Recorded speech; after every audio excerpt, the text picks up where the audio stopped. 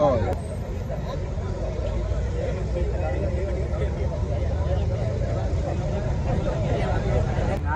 මම අජිත් කුමාර 2014 ඉඳලා අපේ විශාල සේවක පිරිසක් ආදේශකෙන් බාහිරකම් කරු ඉඳලා 2014 ලියාපදිංචි වෙලා බාහිරකම් මේ ලියාපදිංචි ආදේශයකට අත්පත් වෙලා 2020 22 23 වර්ෂවල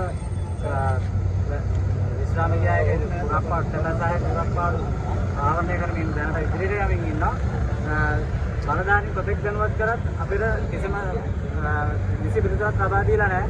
ඔවුන් ඉවසන්න කියක ඉන්නවා. දැන් වසර ගණනක් කරන අවුරුදු 26 දී පැමිණි තරුණ පොල්ලා දැන් අවුරුදු 37 වෙනකම් පත්වීමක් නැතුව ආදායම් මාර්ගයක් නැතුව ගෙවල් වල ප්‍රශ්න වැඩි වෙලා නන්නත්තර වෙලා ඉන්නේ. බලදානි කිසිම උත්තරයක් දෙන්නේ නැහැ. අපි ඒ වෙනේ තමයි දෙන්න ආවේ.